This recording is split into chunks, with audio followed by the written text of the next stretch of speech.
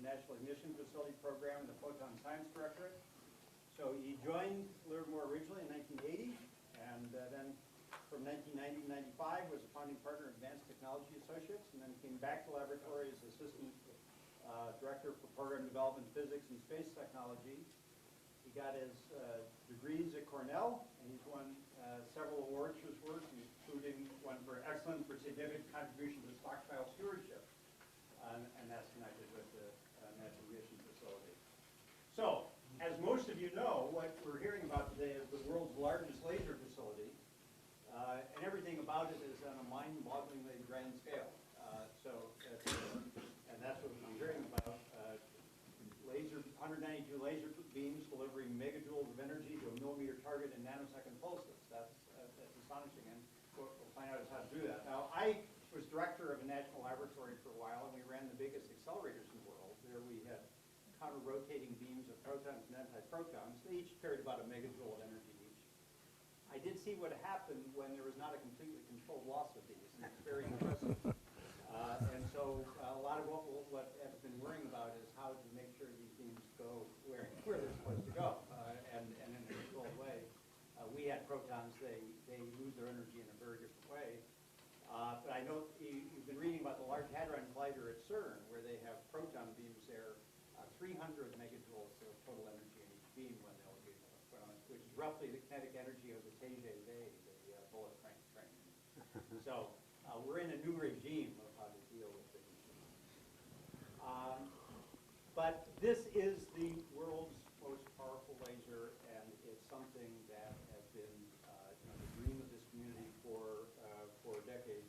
So today Ed will talk about laser fusion energy, opportunities, and challenges.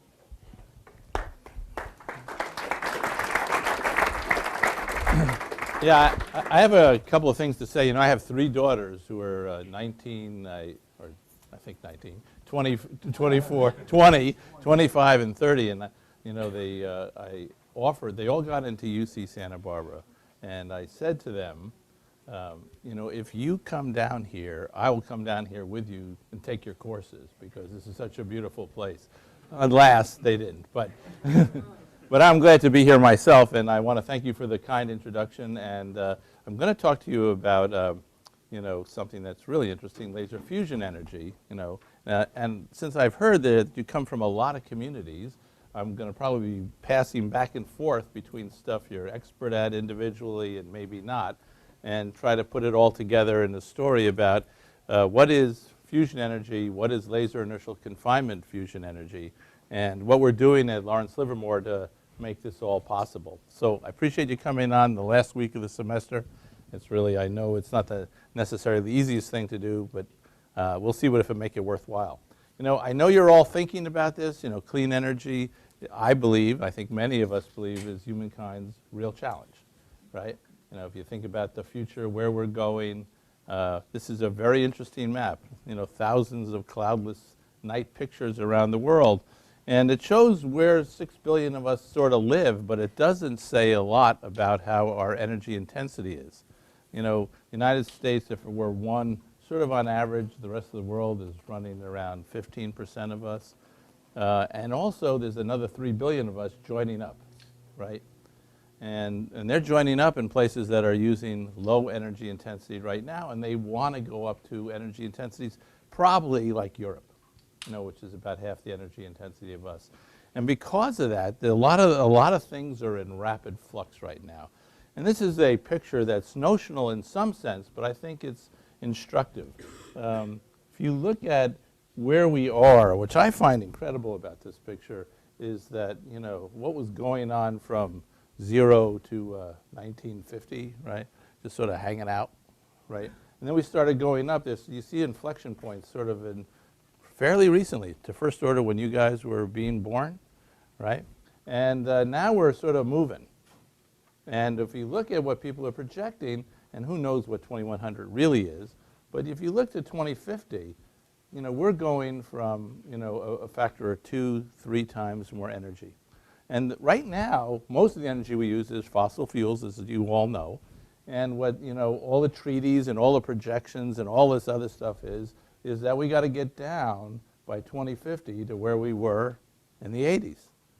Now, as scientists or engineers or whatever you are, when you see this many derivatives, this many orders of derivatives, you should be suspicious. It's really hard to do that kind of stuff. And what are we going to fill us in anyway? Well, this is carbon capture and sequestration, keep using fossil fuels or biomass, nuclear fusion, renewables. There's a whole bunch of things that we have to figure out what to do with, but it's going to be a hard problem. And let me tell you how hard it's going to be. You can look at history and sort of get an idea. This is the United States from 1850 to today. And, we were a 90% wood society in the 1850s. And over 50 years, we became a wood and coal society, and then became an oil. We added oil, then we added gas, then we had a Great Depression, so we started building dams, right? So we, got hydro. Then we had the second generation of the Manhattan Project, which was nuclear, right? And then we added renewables, right? And this is all energy, right? So this includes transportation, right? So that's where we are. So what's amazing to me is the United States in 1890 was a 93 or 4% carbon economy, and over the next 120 years, we went to an 88 or 90% carbon economy. So we're really deep into carbon, right? And that's because it's cheap and it's plentiful, right? And that sort of drives how societies react. That's what you can get. That's what you can use. Chemical bonds are nice. They store lots of energy, but they have a lot of carbon, which we're becoming to appreciate might not be the best thing for us in the long run. I also want to point out a couple of, wrong thing. Let me just go back. I want to point out a couple other things. Sort of takes like 50 years to change technologies. And do you know why? Anyone got a guess? It's always money, right? You invested that in infrastructure. That infrastructure probably will last 50 years. You're not just going to go and throw it out. So even if you have a great idea, it takes a while to make it happen, right? So that's what's going on here. And also what's amazing to me, if you look at sort of in the 70s, things sort of locked in. So, 40 years ago, life sort of locked in. And it sort of stayed this way from now on. So we're in the United States just sort of doing slow replacement of what we have. It's an interesting thing. Right now, people think the infrastructure we have is good for 70 years or so. So if you think about 1980 to plus 70, sort of 2050 is an interesting time. So right now, how old are you in general? 20-ish, right? So 40 years from now, you're going to look like me, maybe slightly better. But so everything that you have today that's here has to be replaced. What is it going to be replaced with is the question. And that brings me to my next point. The basic issues of change that we face. And by the way, this is a talk on fusion, right? Is the fossil era ending? So let's talk about that. If we go back to this, it's hard to believe, right? And if you go to China or Japan, China or India, right now they're building coal at a phenomenal rate. And I think, it's hard to know the exact numbers because they sort of vary, but every 5 to 7 days, China is putting a gigawatt of carbon in coal to first order. Now, people hear about China is going to be the most green technology system in the world, and maybe might have the most green technology. But the fact of the matter is, I've been in China recently, and they're trying to get in 2050 where we are today. That's their real goals. And that's real hard. That's a lot of nuclear, percentage-wise. That's a huge amount of nuclear, huge amount of everything that they have to deal with. But that is a carbon society, India too. So what are we going to do about that? And what about fossil fuel? What about renewable? What's the availability of that? Say we went up 10 times more than we had now, not counting hydro, you'd get to a few, 10% maybe. That's kind of hard. 20 times, 20%. Doing a factor of 20 on anything is very difficult, right? And is fission experiencing a renaissance? You hear that from the Obama administration and the like. we're re-entering the fission era. I support nuclear fission very strongly. It's really a shame that we're not, in my opinion, that we lost our mojo somewhere around 3 Mile Island, and maybe we deserve to because of the way it was being managed. But it's a good technology now. It's not being used. But if we wanted to maintain ourselves at the 18 to 20% we are now, we have to build like 150 to 200 gigawatt machines in the next 40 years. Right now we have 110. We have to replace all of them and maybe put 50 or 60 more in order to maintain our percentage. So that is also really challenging. And then finally, fusion, the love of my life, is not even viewed as a part of this equation. It's just an R&D program, long-term R&D program. So when I say all that, why I've dragged you out of your last week of celebration. I think you're done with finals, right? No? Even better. To talk about fusion and why is there fusion in your future and ours also. And I think the answer is because fusion is so cool, right? And I think if you look at this picture, this is the amount of coal, oil, fission, and fusion fuel you would need for a gigawatt year. So think about San Francisco, right? San Francisco or any million-person city in the United States uses about a gigawatt of electricity. So if you're thinking about Washington, Boston, cities like that, this is what you're talking about. And you would need about 20,000 railroad cars of coal. And by the way, the amount of CO2 and junk you get is more than that, when you add that oxygen to it. You got super tankers of oil. Well, we'll never make electricity from oil. It's just too damn expensive. We have fission, and then we have fusion. And what's amazing about fusion, 0.6 tons of heavy water is 600 liters, 150 gallons. So if you had 150 gallons of water, heavy water, which came to us in 1 minute after the Big Bang, that's when all of that deuterium and hydrogen appeared in the universe, we would have enough energy in that, if we could burn it as nuclear energy, fusion nuclear energy, to supply San Francisco for a year. Kind of an interesting idea. In fact, all of California need a small swimming pool of fuel. So that's the good idea. It's non-geopolitical, it's non-polluting, it's non-proliferant, if you could make it work. So the question is there a way to turn this picture into a fusion picture? I got to tell you, it's not easy, but if you look to the skies above, and this is the Hubble Deep Field picture, there it is. There is the answer. When you look up at the sky during the day and look at the sun, and when you look at the sky at night and look at the stars, that is fusion energy. That is hydrogen burning to first order. And the question is, could we make that happen on our Earth, right? And what's the scale of that and what are the requirements? And the answer is, every time I look at the sun now, I just wonder, is that the source of fusion energy that we control versus fusion energy that we're harvesting now, right?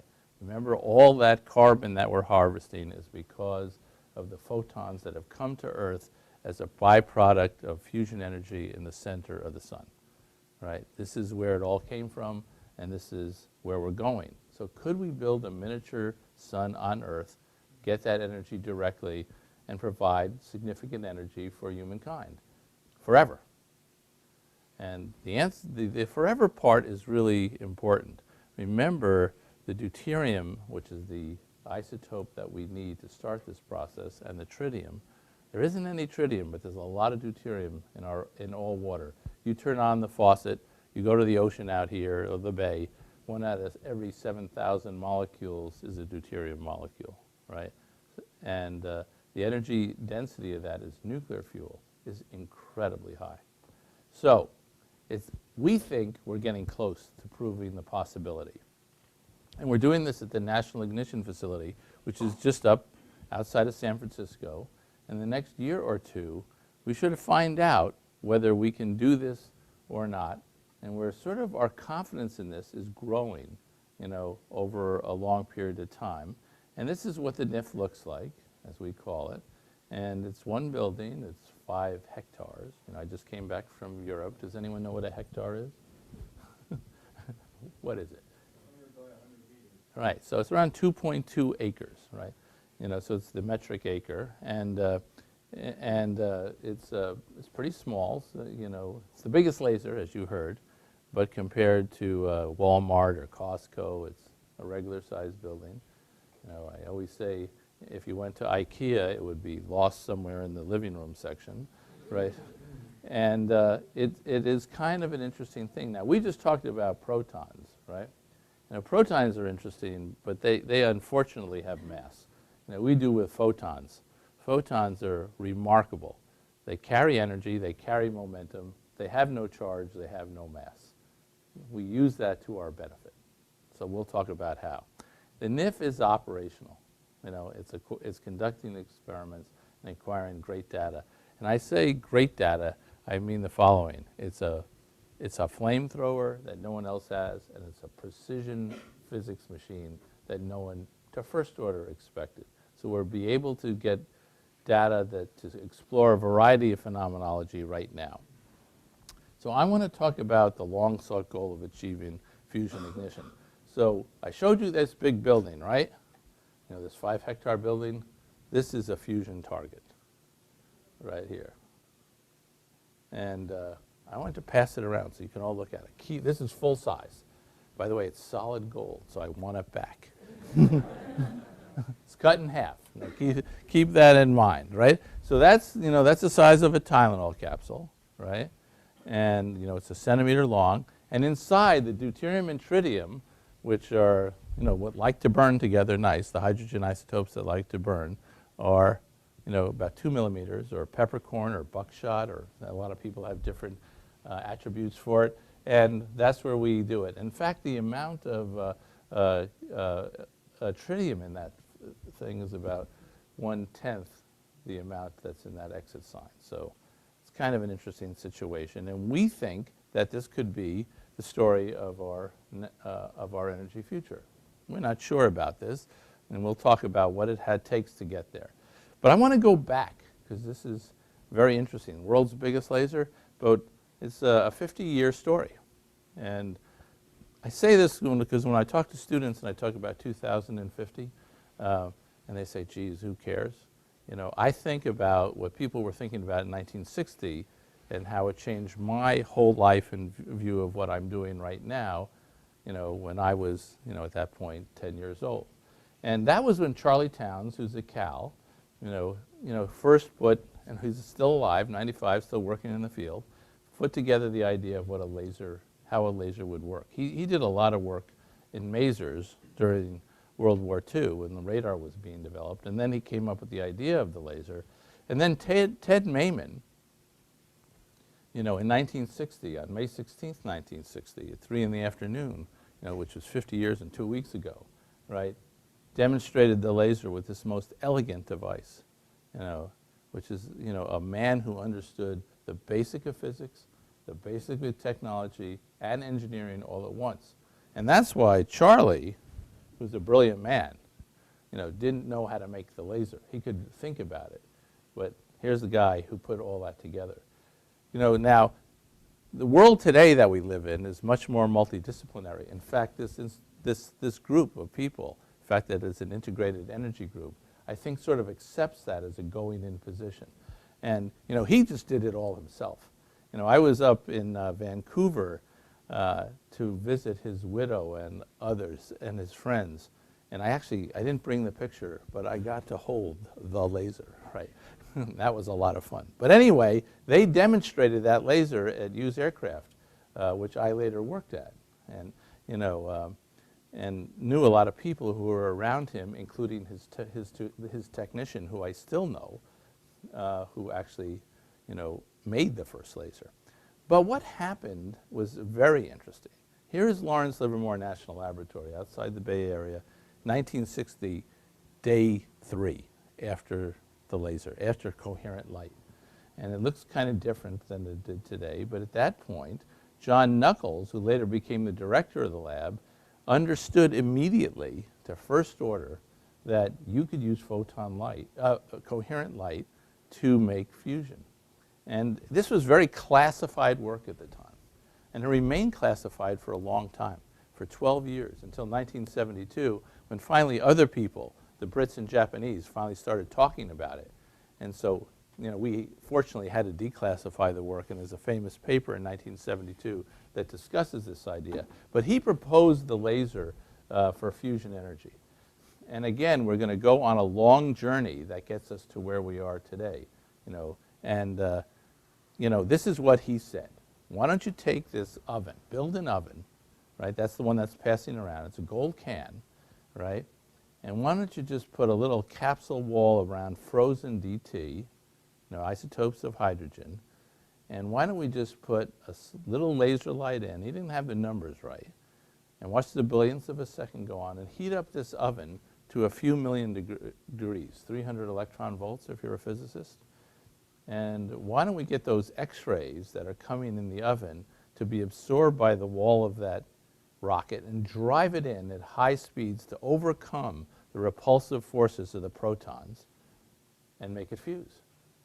And so when that happened, and I'll show you this again because I know you're not perfectly expert in that, at the right temperatures and pressures, right, and densities, you can get the nuclear, wave functions to overlap in a way, if you're a physicist, that you will form helium, and then helium-5, and then it'll pop out a neutron and some X-rays, and an alpha particle, you'll get helium out.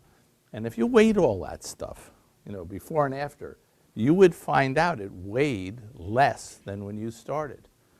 And where did that mass go? Energy equals mc squared, right? So let's just watch this again. This is what happens, right? Remember that? I hope that target's coming back to me. Okay, so we have the gold can. Gold is good because it has a high opacity for X-rays. It keeps X-rays in, right? We have that capsule wall, plastic, which is good rocket fuel. And then we have the burning fuel, the solid DT. And here we go. Billionths of a second, laser light coming in, heating up really fast. You go from, nearly absolute zero to 3 million degrees in the first few billionths of a second, and then you go up to nearly 1 billion degrees as it burns. Now the scale of that burning target is about 50 microns across. So your hair is, is any redheads here? Right, if you're a redhead, your hair is about 50 microns in diameter. If you're a brunette, it's probably 100 microns in diameter, right? So that's the scale when we talk about a miniature sun.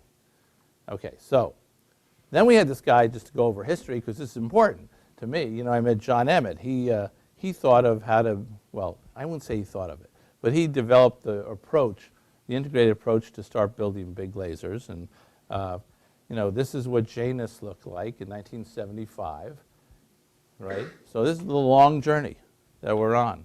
And so then in Argus in 1976, and you can see this architecture is starting to develop, right?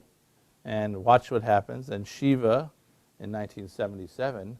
Now, 1977, I was 27. This is where I saw this device. And I sort of realized, literally in a glance, that, I had two important moments in my life, technical life. See that, right? The first time I saw a laser in 1968, and I saw that little dot of light and went, that's impossible, right? And it's just like, oh, what's that? Of course, it didn't look like this. This laser, this helium neon laser was at least that big, and the power supply weighed a ton, right? And that's literally true. And then seeing this, and we're realizing, what was I thinking about? There's great things to be done. Then the Nova laser was built, another factor of 10. And then we decided we had to build an IF, which was another factor of 100. So this is step after step. So we started off with millijoules with Mayman, and then we went up to tens of kilojoules, and now we're going up to megajoules. So if you think about that, from megajoules to millijoules, right, we're going up 9 orders of magnitude. This is a lot faster than Moore's law. We laugh at Moore's law. Who are they? Okay, so then there was NIF groundbreaking. So since you guys are actually in a very political world, you think you're in a scientific world, but you're in a very political world if you're interested in energy, climate, and the like. And people are going to be looking towards you in the future for policy issues too, some of you anyway. And so we had to deal with politicians, groundbreaking. Then this does not look like your laser pointer. So we started to build this laser. And this is how it looked a couple years later. And this is how a laser bay infrastructure looks, in around 2001. That's a typical Livermore right there, up there. So you can see the scale, right? That's how it looks today. If you're ever up in the Bay Area, you have to let us know in advance. But you're invited to see it. We have public affairs tours, and it's much better in real life than it looks like in a picture. It's just, I've seen it a few thousand times and it still blows my mind.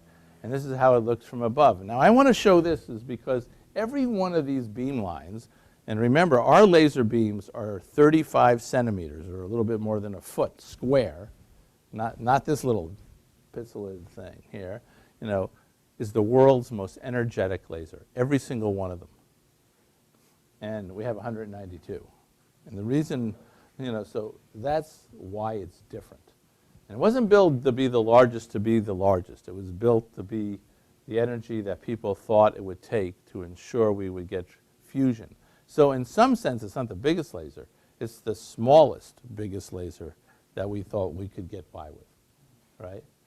So that's a little different view of it. So anyway, this is the target chamber. Where is that target? Okay. So remember that target. This is that big. That's the target chamber. It's a lot bigger.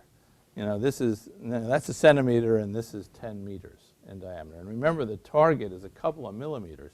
And the reason that is because of simple optics issues that we'll talk about, and also you get a lot of energy out. And you talked about megajoules of laser energy, and hopefully someday we'll get over 100 megajoules of fusion energy out. And you talk about a bullet train or a 747, stuff like that. That's how much energy you're dealing with, and and it's coming out not slowly, but in finally trillionths of a second. So that's why we had to make it a little bigger than you expect. This is how the building looked, and then this is how it is when we gently place that in place, and this is how it looks now. Now, what I love about this picture is this is 10 meters in scale, right? And you can see the laser, how the laser beams come in. It looks exactly like the target, right? Which is 2 millimeters. There's something in evolution that talks about that, scaling issue. So that's how it looks. And again, you can see, people here or here. Actually, I just want you to know it doesn't look this way. It's really 5 floors.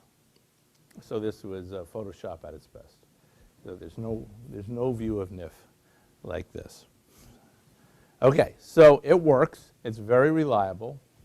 We're very happy with that. And then, of course, the politicians come back, right? Day one, they're there, and then, May 20, then when we dedicate it was there. And there's the governor, who's actually a really funny guy, very technology-oriented and really smart. When you're with him, you're sort of stunned about where he is in his head compared to where you might think he is in his head. And he also, he actually goes back and forth between the Terminator and kindergarten cop and the governor, like, so you go. He really understands the issues of energy and this stuff very, at least in my opinion, very well. Okay, so let's go back. Livermore, 1960. Okay, the 50 years just flashed by. So you can see San Francisco moved out on us. We used to be out in the country. Right now, you can see where NIF is. We told you how big it is. This is how it looks on the inside.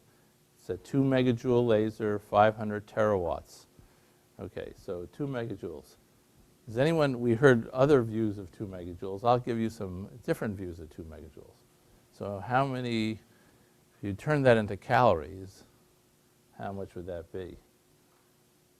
How much food energy is that? It's a couple of donuts. That's disappointing. It's also a stick of dynamite, right?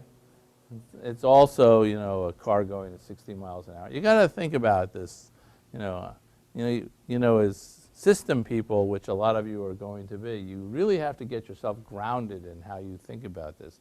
And the 500 terawatts is a different story.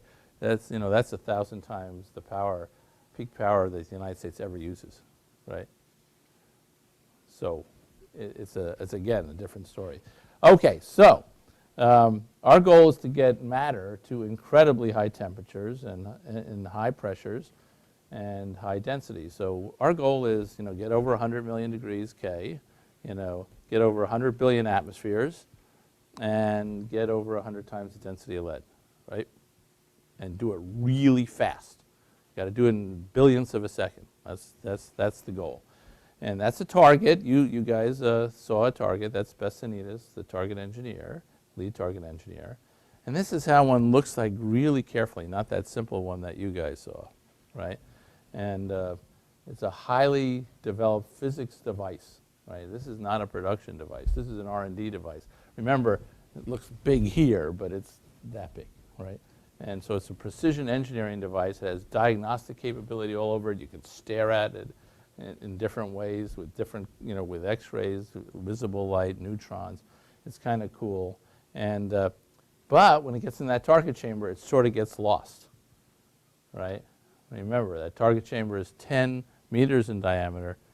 We have to hit it within a half to a quarter of the diameter of your hair, and the target itself is a couple of millimeters in diameter. So big scale, little scale, long times, very short times, right?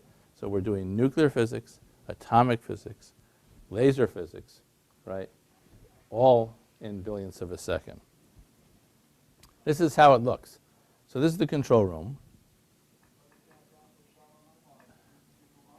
So it's okay. So this is how it looks. That's Glenn Hermes. He's shot this laser more than anyone. Okay, now we'll look at it, in animation. So that's electricity. Remember, you have to turn electricity to the light to turn on the laser, right? And this is the master oscillator. We start off at a nanojoule, a billionth of a joule, and we're going up to megajoules. So the gain is 10 to the 15th. So first we go to a preamplifier that has it actually plays music, guys. So that is a 20 nanosecond pulse. So light travels a foot per nanosecond. Keep that in mind, okay? So that's 6 meters long. And every time you see that glass, it's going through neodymium glass, is getting more and more energy. Now we're heading to the target. I'm going to cut down the noise a little bit. Whoop, that was... Okay, so that's the Lego block. Now we see some cousins coming in, 48 beams. Now we see another side of the family, 96 beams. This is a 10-story high building right now. All these beams have to get to the target at the exact same time, but they also have to be blue. Watch them time up. Now we see 192 beams. Now they're going to turn blue, ultraviolet, right? And now they go in. And you sort of get this picture already, right? This is now where the physics is. Now we're doing plasma physics, right? As we heat that sucker up. Now we're going to start doing classical physics as we build that rocket. Here's the rocket going. Now we're going to do hydrodynamics. Then we're going to do nuclear physics, right? So you're traveling through time and space. This is the twilight zone of physics, right? And it's happening very quickly. And if you can get that to happen, I'll be a happy guy, and hopefully, things will. And this is to give you scale. Remember, this is 2 millimeters, peppercorn. This is where it starts. We have actually done it to that scale. We've imploded targets that much, right? Factor of 20. Now that's good, but we have to go another factor of 2. Right, so that's where we started. We've gone down 20. We're really going for around 35. Now, that doesn't sound like a lot more, But for those of you who are hydrodynamicists, when you have these growth factors and stuff like that, that's a big step. So that's what we're getting ready to do right now. And if we do that, we think it'll light up. So that's what we're going to be studying over the next year. So, this is getting a lot of attention. The cover of the Rolling Stones and Fusion's Great Bright Hope, and it's really in the news, right? And you're going to be hearing a lot more about it, I hope. Now, you might hear about another fusion, too, which is called magnetic fusion energy, right, which is a different way to do fusion. And so you're going to hear stuff in the very near future about this project called ITER, which is in Cadarache, France, which is having a lot of problems, right? Don't get confused. We are not ITER. We're not having problems. Right? You don't worry about the fusion on the sun, right? It's doing fine.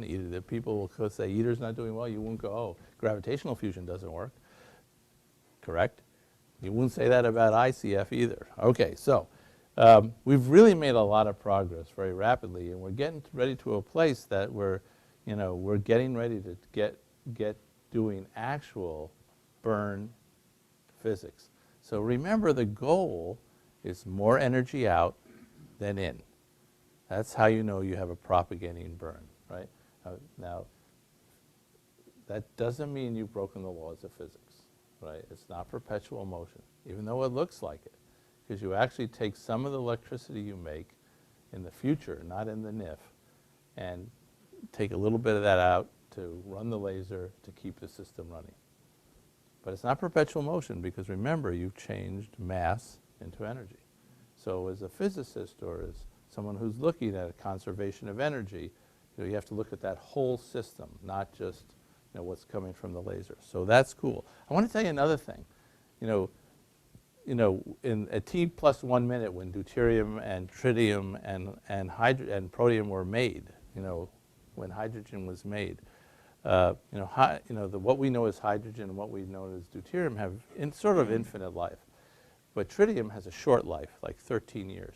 So it's sort of gone to first order. And it's being made in stars and stuff, but it's basically none on Earth. But what's cool about this, if we put lithium in the system, and I'll show you where, we make our own tritium too. So not only do we make our own electricity to run this, but we make our own fuel. That really sounds hard to believe. I'll show you how it works. I think another thing that's important, Secretary Chu, Steve Chu, who's from Stanford and Lawrence Berkeley Lab, he has been following the NIF, and he's gone through a journey with us. Because I got to tell you, there's a lot of people who've been skeptical about fusion for a long time, and for good reason. First of all, it's real hard. There's been a lot of promises for a long time. They haven't exactly been delivered, but here we are. So if you talk to Steve or Dr. Chu or Secretary Chu or Nobel Prize winner Chu, 10 years ago, he was pretty damn skeptical about the whole thing. And then over the time, he's come around a long way. In fact, he was here a few months ago, and he says we need to think about how to look into the future of fusion energy with a NIF-like system. Not NIF, right, which is an R&D facility, but with some derivative facility. And so the National Academy of Sciences and Engineering are about to study this. And this is kind of exciting for us. So let me talk to you about what this fusion power plant might look like. So we call it laser inertial fusion energy, or build a laser fusion engine, LIFE. And this is very conceptual, just so you can see it. It is not actually how it would look. But if you think about what's the problem with NIF, it fires about once every 10,000 seconds. So if you do that, say you got 200 megajoules out, or just say 100 megajoules out, and you do at a rep rate of 10 to the minus 4, right? So just do that. So 10 to the 8th joules, 10 to the minus 4, 10 kilowatts. That's not a power plant, right? So you got to think about, if you want to get to gigawatts, you got to go up a lot in rep rate. And so what we think about is 10 hertz, right? So 10 to the minus 4 hertz, 10 hertz. So you got to go up 100,000 times faster. So people go, wow, that sounds like a lot. So I'm going to go back to Mayman. 10 to the minus 3 joules, 10 to the 6 joules. That's a factor of a billion. These are not insurmountable technology or engineering problems, and I'm going to show you we're already far along on our way. So our goal is now to think about how to do that. So this is how it would look conceptually. So this is a NIF target chamber, and here you're firing in the targets on a blowgun, right? Literally. And this is slow motion for the targets, right? And they come in, and they get hit by the laser, and they burn, and you get more energy out, and those neutrons come out, and so does some X-rays. So you get about 3 picojoules per fusion action, right? 3 times 10 to the minus 12 joules, right? And we collect that in this salt. And this salt is 60 centimeters or 2 feet thick. And this salt is really good because it stops neutrons. Neutrons are pesky because they tend to just go through stuff. They don't have charge, right? So they just keep going. But, there's some resonant absorptions in salts, and you can stop it. If there's a little lithium in there, you can make your own tritium, too. So we just collect it. And now we have this hot salt. And we run it by a heat exchanger, right? And we boil water, and we make steam, and turn a turbine, and make electricity. It's kind of pathetic in the end, right? Because the only thing a utility wants is a hot working fluid, right? That's what they want. Now, we really wouldn't use water. We'd use a supercritical CO2 or something. That's the idea. So that's good, though, because now when you look at the balance of plant, all those turbines and stuff, that's just normal stuff, right? You can buy that stuff. You don't have to invent all that stuff, right? But when you plug into that, in the wall there, the electricity you get will look like any other electricity you got, right? So you won't know that it's fusion until you go outside, right? Right, and you don't have any pollution. And when the global climate issue is sort of resolved, one way or another, which is another question that'll be resolved. If that, you'll be able to fight that, and you won't have geopolitics, and you'll have clean energy, and you got all of it you want. Remember, forever. This is how it really looks, though. It's a little faster. So that's 10 hertz. That's sort of a 10 hertz machine. So do any of you have any experience with 10 hertz machines?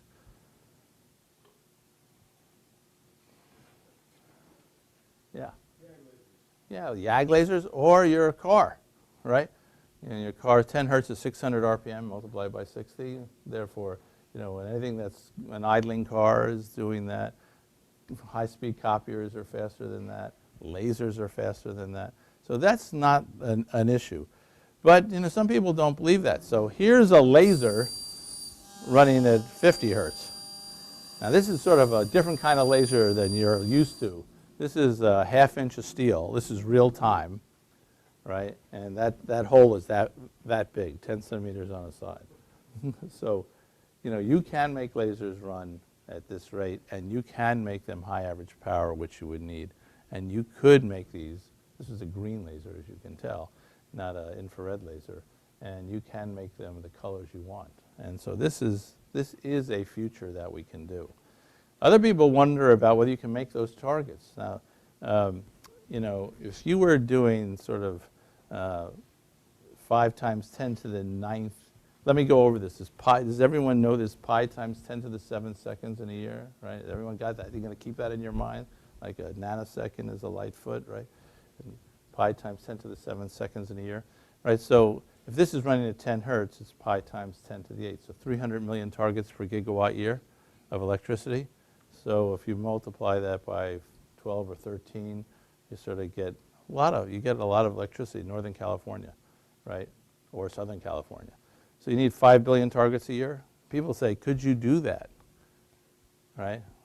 Well, just bullets, which are not a high production activity, are around 10 billion a year. What we're doing with them, I don't know, but there's a lot of them. Aluminum cans is 100 billion a year. I love Lego blocks. They're 2 billion a year. So when you look at this, if you look at the dimensional tolerances of this, what is the hardest dimensional tolerance? That's why you can use Lego blocks that your parents had, right? They just lock in, right? There's no wiggling. They'll last forever. And so And making these things at cost is really the issue. And so we're working with industry on that. Now, people, we can think we're real smart. Again, I go back to this group, which has to look at all systems. What is the path to successful commercialization? It's not just science and technology. In fact, when you talk to people, you'll find out, even though in the science community there's a lot of skepticism, in the investment community and stuff like that, they sort of give you that you're smart enough to figure that stuff out. They don't ask you that question. They ask you, what are the economics? What's the time to market? What's market penetration? What's your supply chain? That's the questions they ask you. And so these are the things we've been really trying to consider, and maybe you should be thinking about too. And when we look at this, the way the utilities look at life, they want to know what's the capital cost, dollars per kilowatt, right, for a plant, and what's the operating cost, dollars per megawatt hour, dollars per kilowatt hour. And then this is how much they charge you, right? This is what you pay on the, what's coming out of your meter, because it's sort of the cost of capital, whatever interest rate you have, how much that cost, and the cost of operations, and then you get the cost of how much you use. They amortize that. And, here's gas, and you can see gas flies up and down all over the place. That's because it's a commodity, right? This is why when the price, when you go to the gas tank, when you go to the oil tank, the gas station's going up and down. This is why people in utilities and the process heat industry hate these things, because their product is changing cost in a way they have no control over, right? If you look at coal, it's higher, it's capital cost, and it's not quite as volatile. The whole idea that the United States will ever build coal again is pretty much gone, right? It's not happening, Well, there's one plant being charged. If you look at nuclear, it's really not volatile, right? Because there's plenty of uranium. It's sort of been mined, and you don't really have to do anything. But the capital cost is just inching to the right. Sometimes it's screaming to the right. And that's a problem. So when we look at life, it's kind of an interesting place because the fuel is well known, and the capital cost we think is simple to predict.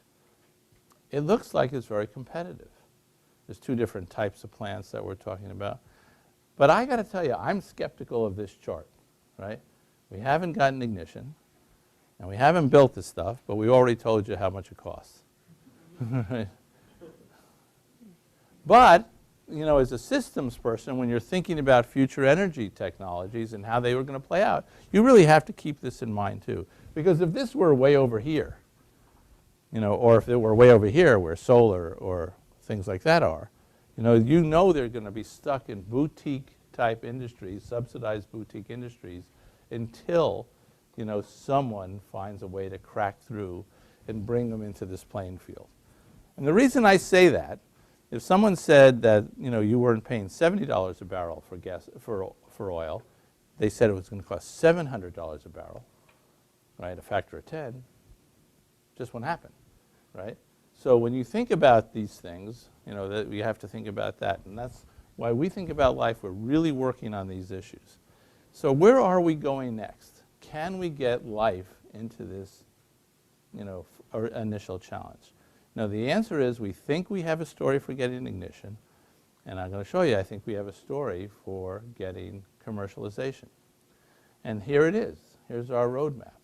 2010-ish ignition, 2020, a prototype plant, and we're talking to a lot of people about this. 2030, that's a long time, it sounds like, 20 years to commercialize. It's really kind of, if you go back to my original graph, right? It would, 20 years is considered fast. And by the way, you couldn't get it into the marketplace any faster if you wanted it to. And then 2050, if you could have a major part of the world's fleet of energy production, fusion, you would be on your way to changing the, economic carbon model for our civilization. And that's what our goal is. Now, how does that play, just to go back to the United States? Here's a model that we looked at to reach 25% life in 2050 and 70% by 2100. By the way, that model is based on replacement of infrastructure that exists now and is being built over the next 40 years, right? You can't just get in, right? No matter how good an idea you are, it's really hard to displace everything. And what we find, if we could start building in 2030, and by 2040 be building one a month, you know, by 2050 we would be 25%. So you can imagine taking out 25% of carbon and replacing it just with fuel from water. Not only that, this is semiconductor technology, it's high tech, the technology itself is clean and useful. And this will then go on from there to whatever the world decides it needs. In fact, what you'll decide, because by 2050, as I said, you will be, you know, the world leaders who will be making the decisions about how this goes. So, life, it's laser inertial fusion energy. You know, it's based on NIF, it's based on R&D that started 50 years ago, that's coming to fruition now. It's sustainable, it's carbon-free, it's passively safe. It doesn't seem to be a proliferant technology, which is really important. It's highly modular and compact. It's separable, that means different people can work with different parts of it simultaneously, and, which is really important. And we think that it could be piloted in 10 years. So we're not alone on this. So I just want to end with this. We are clearly the world's leaders, you know, but the Japanese, the Chinese, the Russians, the Brits, you know, the French and the European Union are following us. And that's a good thing, because that sort of affirms that you're probably on the right trail. But, you know, it also makes competition difficult, but you know, competition brings out the best. So we're up to this job, and we want to have this happen. So we believe this could be a part of our energy future, your energy future. You know, if you ever want to see the NIF, you know, come by and give us a call. Be a couple of days to a week in advance, and we can probably arrange it. And if you know, in the future when you're looking for jobs, you know, think of us. Okay, thank you very much.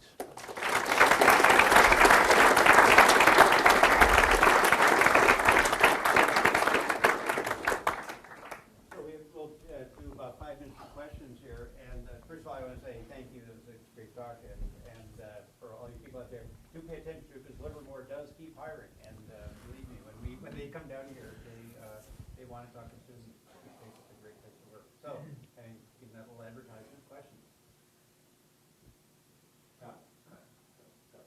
You talked about having an implosion right now of a factor of 20, and you need to get to 35. That's radial and distant. Radial compression distance or implosion distance, and it sounds like you're expecting to get there by the end of the year. Okay, so I said in the next year we'll be doing experiments to do that. The reason right now we got 20, which was sort of what we expected, is we're using gas-filled targets, which is just deuterium-helium targets. They're not frozen targets, and they sort of bounce. You know, they go, and then they just bounce off. You know, what we're doing now is putting solid layers in, which have a very much lower entropy. You know, so you launch them on a low adiabat, so they should coast in, you know, about a factor or 2 further. The real issue isn't whether they'll coast in. No, that's not unlikely. The real issue is, as they coast in, will they stay nice and round, you know, spherical as they go in? If you have any defects in it, you know, people always talk about the, you know, put an egg yolk in your hand, right, and squeeze it, right, really fast and try to compress it. Well, what will happen is, as you know, it'll just squirt out all over the place. Those are Rayleigh-Taylor instabilities. So that's what we're working against. So just, can you get it to keep going in smoothly? And you mentioned in your last slide that there are 5 to 6 other international efforts. Are they all basically using the same technology, the neodymium glass, and the same target configurations, or is there some significant difference in their approach? If you look at this, the first order, they're, except for Z, which is an pulse power type of way, they're all using neodymium. They're using essentially the same targets. We're using indirect drive. You know, that's that can. Where is that can? Is it still going around? Okay, you got it? Okay. So that's indirect drive. You turn the dry photons into X-ray photons. There's another way to do it. You can just get rid of the can. It's called direct drive and just hit the light right onto the capsule. When you go through it on, the naive view on paper is it's a better idea, but when you really get into it, those really Taylor instabilities get out of hand a lot easier. So the first order, everyone's following the same approach. So is there something shaped to make the X-rays focus towards that ball? I would think they'd sort of be isotropic emitted. Well, no, actually you work really hard to make them isotropic and it's not that efficient. The goal is to have as close to a spherical drive as possible. And so what you do, there's no board here, but anyway, what you do is if you look at the little oven, you have 3 rings of light. And if you unwrap that, you have 3, lines of light. And it's sort of like not this classroom, but in normal, fluorescent lights, right? You have 3 things. So if you're going along on the floor, it looks very, very smooth. But you're right. That means it's not quite as efficient as you want. And that's that whole thing of going to direct drive, which looks more efficient. So the goal is you throw away efficiency to get smooth drive. So that's the answer. Yeah, so I'm a chemical engineer in my background, and it seems to me that You know the old joke about chemical engineers? Someone at the lab I know was asked whether he was a chemist or a chemical engineer, and he said, who gets paid more? He said, chemical engineer. He said, I'm a chemical engineer.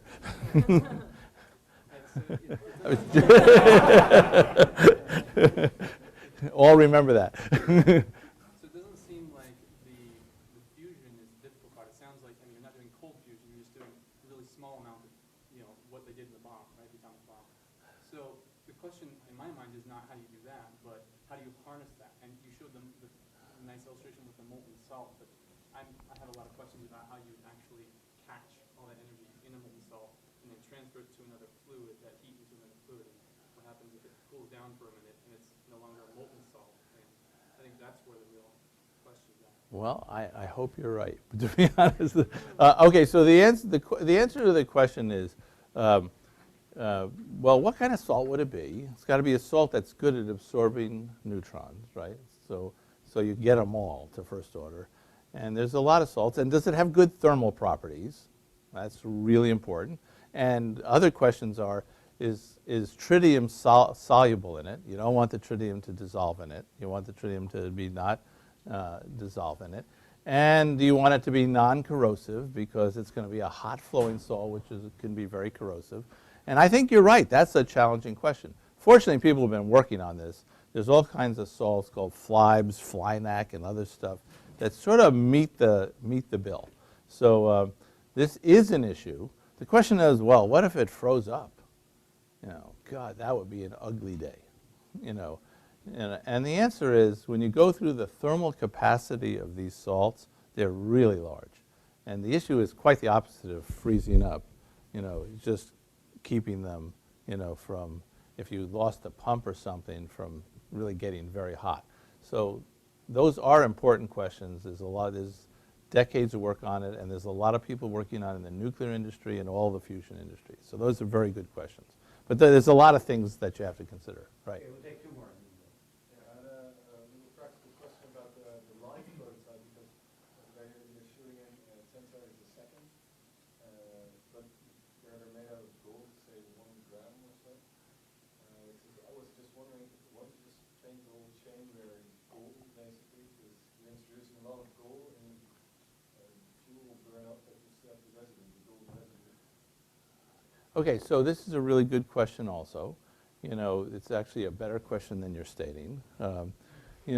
So you got these things. Say it were a gram. It's much less than that, but it doesn't matter. Say you were doing, we'll say it's a few milligrams, which is a better view of it. So, but say it was 100 milligrams, and you did 10 a second, so that's a gram. And, in 1,000 seconds, you have a kilogram, and blah blah blah. All of a sudden, you got a lot of crap floating around, right? What if it were gold? Well, first of all, that would cost a lot of money, right? And second of all, gold, when it condenses, will not, has a melting point that's very high. So it'll just stick wherever it is. And over a while, you'll get stalactites, stalagmites. It'll just sort of be a messy situation. So you wouldn't use gold. That's, for physics experiments, gold has a higher opacity, less leaky to X-rays than other materials. But there's other high Z materials like lead, which are almost as good. You only lose a couple of % in opacity. Has a lower melting point. When it flies around, you'll still be doing that. And now it'll generally, you won't have a Teflon, first of all, but it'll generally just keep flowing. It's also, and over time, it'll drain out the bottom. There are still issues, detailed issues of thermal management, so there aren't places where, you condense out these materials. So those are engineering issues of great interest. It's a good question, but not gold. We'll take one more here, and just come up here and ask questions. The width of the laser beam was about foot. Say it again, please. The width of the laser beam, the 190, about foot. And then, by the time they hit the target, what is the spot size? And Okay, so this is a good question. So why would we want them a foot here, right? And then have them, about a millimeter on the target, right? Okay, so the answer is real simple. If you need them sort of a big enough, you need them to have a big enough area so that you can have enough ions that you deal with so that you can get enough energy, right? If you had them really small and you had too many ions, you can't get that high density ions in the glass, so that wouldn't work. There's another issue though. Now you have to make them big because the energy density on the glass gets so high that it'll start damaging the glass. So we work really hard on that and have pretty much solved that problem. But now that you've done that, so you now have a laser that has enough ions to get the amount of energy and you have enough area not to burn up the glass, now you have to get onto the target. So now you head for the target and you really would like to have the target pretty small, right? But now we have the next question. When we start heating up this target, we make a lot of plasma, right? And what does the plasma do? Every time you look in the mirror in the morning, a metal, you have these free electrons and you see your pretty face, right? So now you instantly make a plasma in the target. It's a nonlinear plasma. So now your steering beam's changing colors, reflecting them. That's why we make it blue. And then we do one other thing. We try to make the lights, after working so hard to make this beautiful coherent light, we make it incoherent. we put some bandwidth on it, so we make it FM, and then we put it through a very special kind of dephasing optic. So it's very smooth when it gets to the system, no coherent blotches. And we put that all together, and you sort of have all those trade-offs going all the time when you're doing it, and that's the answer. So it's about a millimeter when you get on the target. Okay, great, thank you. Let's thank our speaker.